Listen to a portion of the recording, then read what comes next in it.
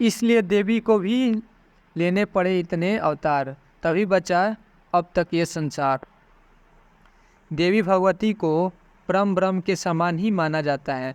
उन्हें बुद्धित्व की जननी, गुणवती, माया और विकार रहित बताया गया है। माँ को शांति, समृद्धि और धर्म पर आघात करने वाली राक्षसी शक्तियों का विनाश करने के लिए कहा गया है।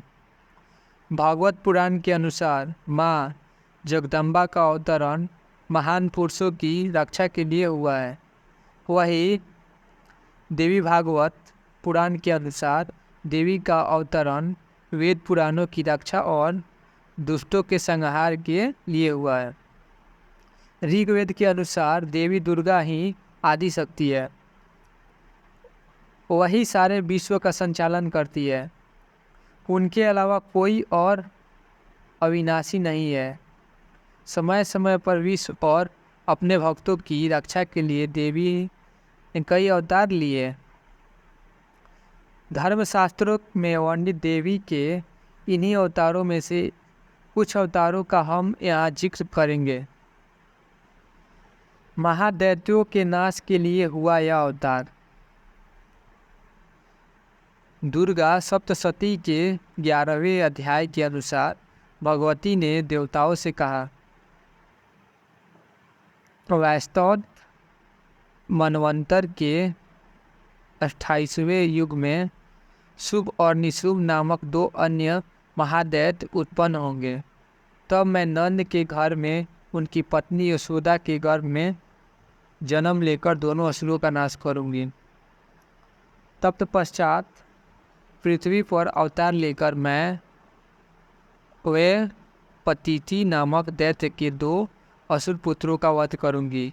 उन महादैत्यों का भक्षण कर लाल दांत होने के कारण तब स्वर्ग में देवता और धरती पर मनुष्य सदा मुझे स्कंदिका का मेरी स्तुति करेंगे। इस तरह देवी ने स्कंदंतिका का अवतार लिया। इसलिए हुआ 100 नेत्रों वाले इस रूप का अवतार। पौराणिक कथाओं के अनुसार हिरण्याक्ष वंश में एक महादैत्य रुरु था। रुरु का एक पुत्र हुआ दुर्गम।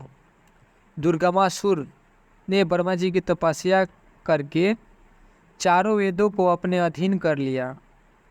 वेदों के ना रहने से समस्त क्रियाएं लुप्त हो गई।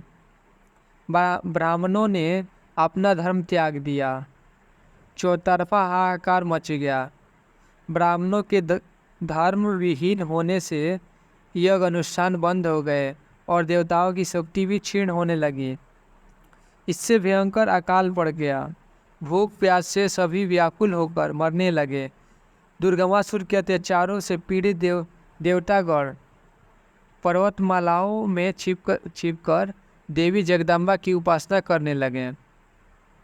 उनकी आराधना से महामाया माँ भुवनेश्वरी आयोनिजा रूप में इसी स्थल पर प्रकट हुई। समस्त सृष्टि की दुर्दशा देख जगदम्बा का हृदय पसीज गया और उनकी आंखों में से आंसू की धारा प्रवाहित होने लगी। माँ के शरीर पर 100 नेत्र प्रकट हुए। देवी के इस स्वरूप को शताक्षी के नाम से जाना गया। माँ के अवतार की कृपा से संसार में महान वृष्टि हुई और नदी तालाब जल से भर गए। देवताओं ने उस समय माँ की शताक्षी देवी नाम से आराधना की। माँ के इस रूप ने हर लिए भक्तों के सारे दुख।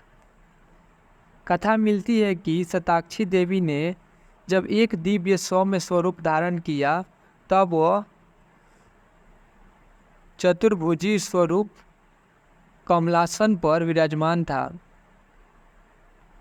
माँ के हाथों में कमल, बाण, शाक, फल और एक तेजस्वी धनुष था। इस स्वरूप में माता ने अपने शरीर से अनेक शाक प्रकट किए, जिनको खाकर संसार की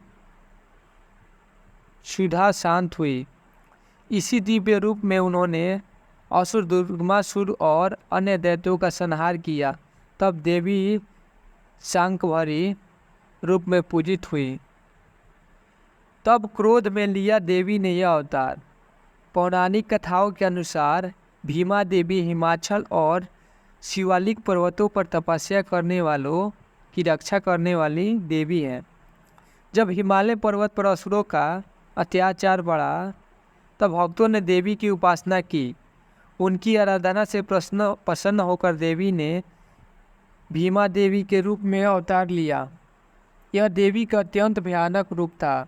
देवी का वर्ण नीले रंग का, 4 भुजाएं और सभी में तलवार, कपाल और डमरू धारण किए हुए भीमा देवी के रूप में अवतार लेने के बाद देवी ने असुरों का संहार किया। इस दैत्य के नाश के लिए देवी ने धरा यह रूप। कथा मिलती है जब तीनों लोगों पर अरुण नामक दैत्य का आतंक बढ़ा तो देवता और सत्य सभी परेशान हुए।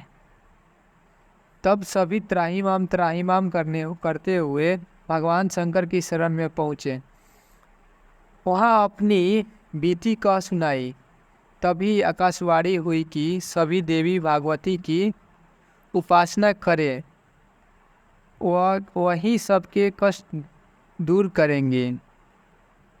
तब सभी ने बहुत ही श्रद्धा से देवी की आराधना की। माँ ने प्रसन्न होकर दैत्य का वध करने के लिए वचन दिया और बोला और अवतार भी लिया। कुछ ही पलों में माँ ने उस दैत्य का संहार कर दिया। सभी को उस राक्षस के आतंक से मुक्ति मिली। तब से माँ ने ब्राह्मणी रूप की भी पूजा की जाने लगी।